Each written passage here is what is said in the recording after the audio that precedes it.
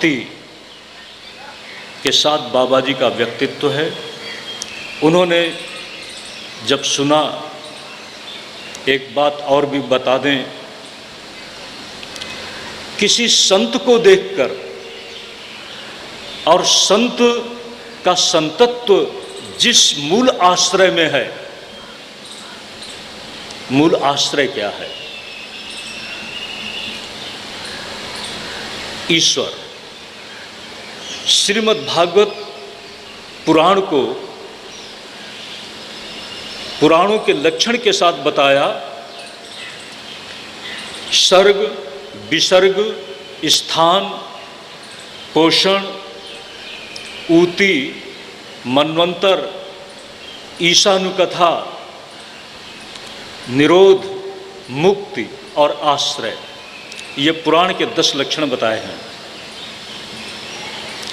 सर्ग को ही सृष्टि के रूप में बताया है, और सृष्टि वह सृष्टि जिसको हमने एक हमारे सबके अंदर मन, बुद्धि, अहंकार और इंद्रिय समुदाय, तन्मात्रा का रूप, इस रूप में जो सृष्टि है,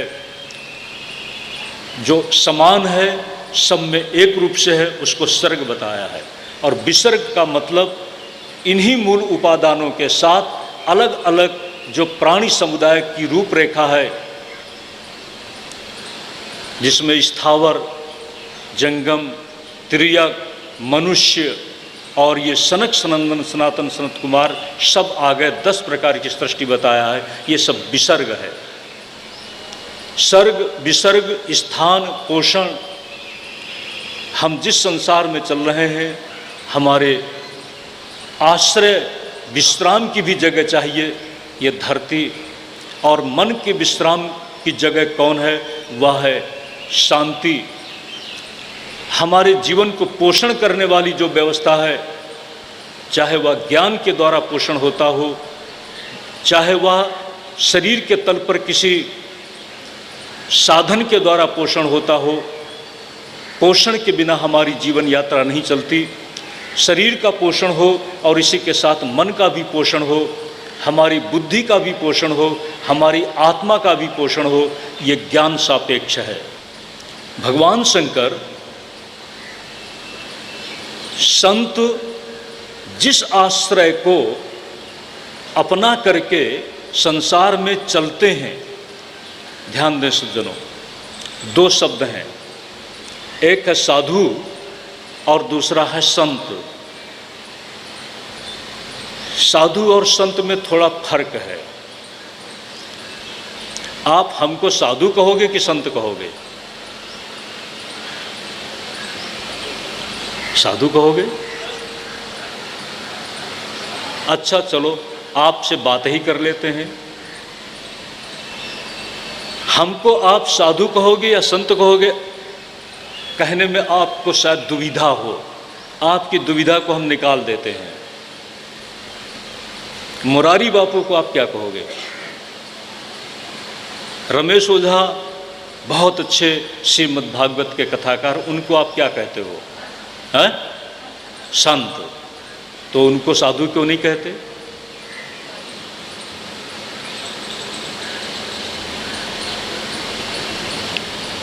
अब इसी में फर्क समझ लो। हमको आप साधु कहते हैं, हमको आप बाबा भी कह सकते हैं, क्या फर्क पड़ता है? कोई बाबा कहता है, कोई बाबू कहता है, कुछ भी कहता है। ध्यान देना सज्जनों, साधु का मतलब क्या है, बाबू का मतलब क्या है, जिसका कोई ठिकाना नहीं। तो क्या हम बेठिकाने हैं? सच तो यही है। अरे घर से बढ़कर के और क्या ठिकाना होगा? जिसका घर भी नहीं, जो घर था, अरे घर वाले न हो तो घर कैसा, और घर वाली न हो तो घर कैसा? जिसके घर वाली भी नहीं, घर वाले भी नहीं और घर भी नहीं, उसको कहते हैं साधु। साधु की कसौटी साधु की परख इन्हीं बातों पर देख लेना। और जिसके घर ही न हो, घर वाले ही न हो, घर वाली ही न हो, तो घर की तरफ देखेगा तो किसकी तरफ देख रहा है, इसलिए होगा बेठिकाना। और बेठिकाना हो करके चलते चलते आप लोगों के द्वारा बनाए हुए संन्यास आश्रम में आ गया, चलते चलते आ गया। आप लोगों ने, कुछ लोगों ने रोक दिया तो रुक गए। ध्यान देना सज्जनों, सब ठिकाने छूटे किसके लिए? जिसके लिए छूटे थे वह था ईश्वर। ईश्वर के नाम पर ही जो चला, ये पता नहीं कि कहाँ जा रहे हैं, ये पता नहीं कि किसके पास जा रहे हैं, नहीं, चल रहे हैं ईश्वर के नाम पर। जहाँ वो चला रहा है, चल रहा है। हर आन हंसी, हर आन खुशी, हर वक्त अमीरी है बाबा। जब आशिक मस्त फकीर हुए तब क्या दिलगिरी है बाबा। यहीं से सज्जनों, इसका मतलब कोई परम संपदा मिल गई, और उस परम संपदा में, उस परम संपदा की प्राप्ति में जैसे मस्त हुआ। जब कोई चला जा रहा है तो किसके नाम से जा रहा है? ध्यान देने, ये हैं बाबा जी।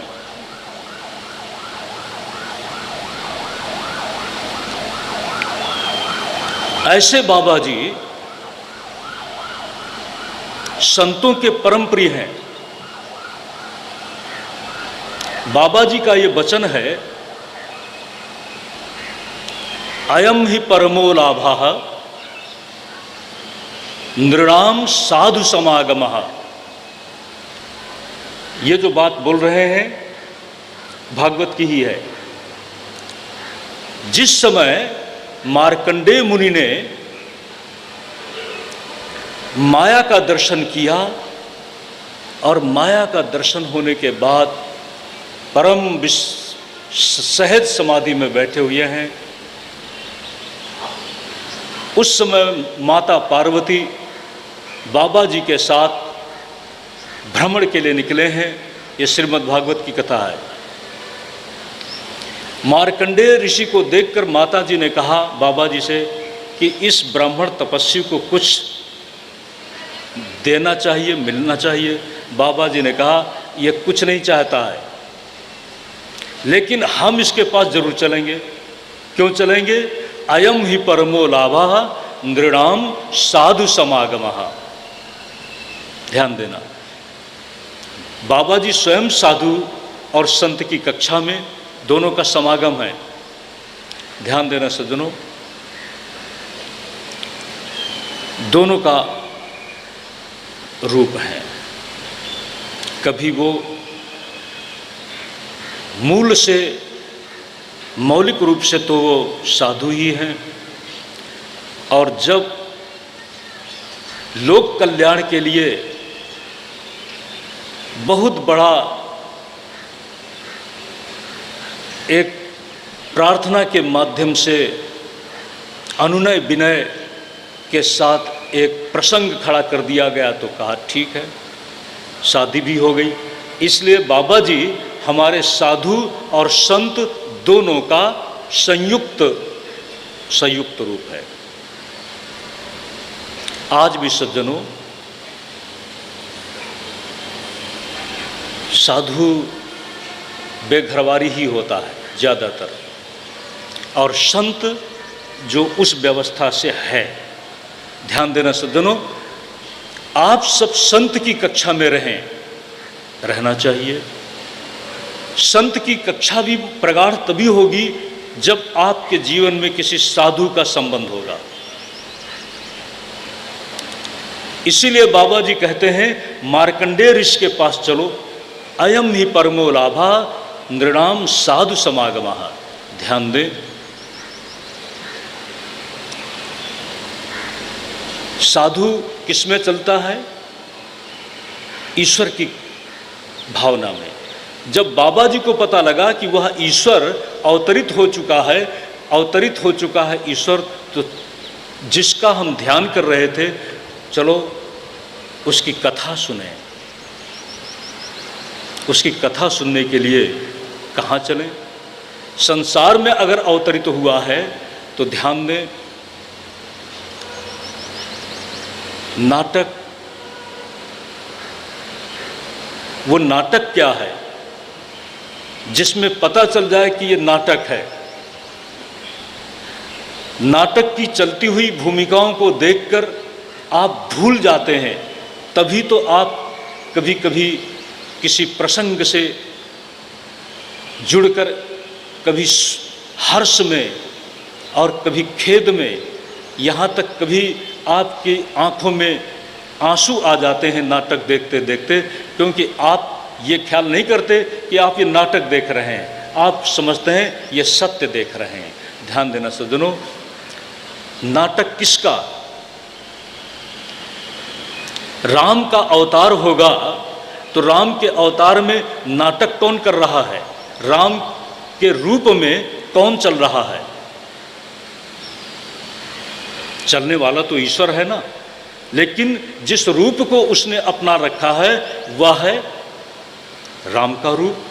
अब जब राम का रूप है तो सज्जनों कुछ पात्रों के साथ नाटक चलेगा ना, और कुछ पात्रों के साथ जब चलेगा तो इसी के साथ कुछ संवाद बनेगा, कुछ चरित्र की कथा बनेगी, और इस चरित्र की कथा का संबंध किसके साथ है? राम के साथ। इसलिए उस चरित्र का नाम पड़ गया रामायण। वो चरित्र बड़ा अद्भुत है। राम अद्भुत हैं क्योंकि राम में ईश्वर हैं। राम में ईश्वर है और ईश्वर ही राम बन गया। तो राम का जो चरित्र है वो अपने आप में लोक जीवन के लिए एक बहुत बड़ी अनूठी देन है, कथा है। वो संसार की कथा नहीं है, वो संसार में चलने की एक प्रेरक संदेश देने वाली चरित्र की व्यवस्था है। लेकिन ध्यान दो, बड़ी मधुर है। संसार में ही उसको ढूंढने के लिए, संसार में ही उसको सुनने के लिए बाबा जी थोड़ा सा बोल लेंगे। एक बार त्रेता जुग माही, शंभु चले कुंभज ऋषि पाही। एक बार संग चले त्रेता जुग माही। एक बार त्रेता जुग माही, शंभु चले कुंभज ऋषि पाही। एक बार शंभु चले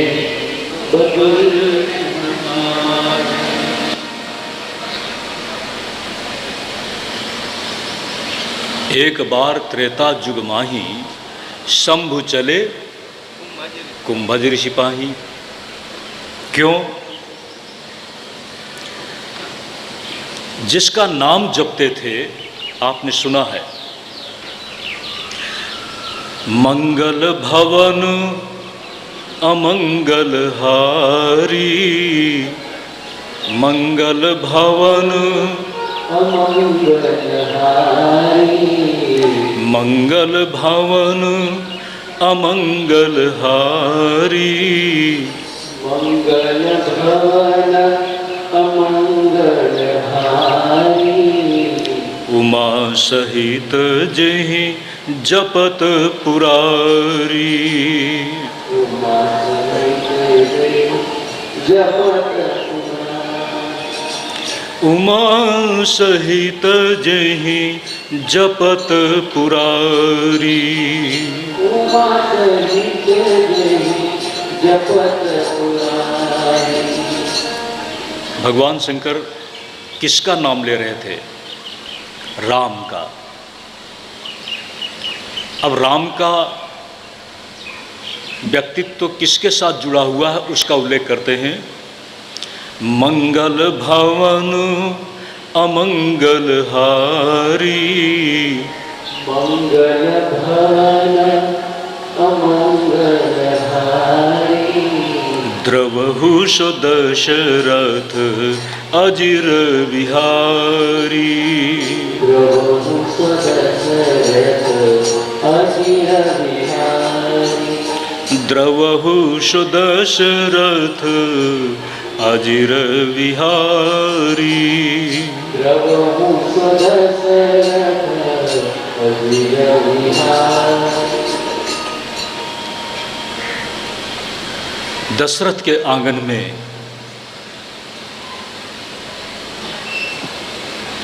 खेलने वाले कैसे खेलते हैं?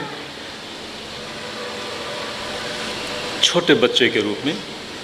बरदंत की पंगत कुंद कली अधराधर पल्लव खोलन की।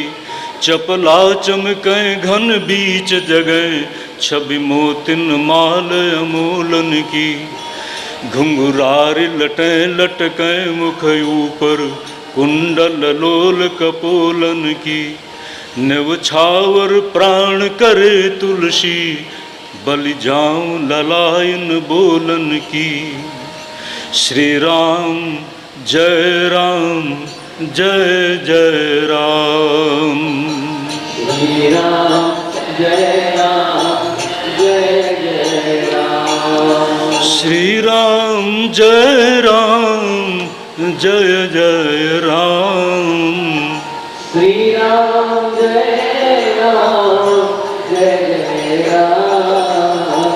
श्री राम जय राम जय जय राम।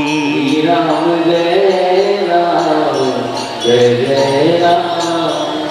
उमा सहित जहि जपत पुरारी। उमा सहित जहि जपत पुरारी। उस रामचरित को राम अगर चरित्र न हो, ऐसा कोई व्यक्ति नहीं है जिसका चरित्र न हो। और देखो, आपको अपना व्यक्तित्व प्रिय है, आपको अपना नाम प्रिय है, और नाम के साथ कोई कह दे कि इस व्यक्ति का चरित्र ठीक नहीं है तो बड़ी परेशानी होगी। इसलिए सज्जनों, हमारे यहाँ चरित्र की बड़ी महिमा गाई गई। तो राम के साथ उनका जो जुड़ा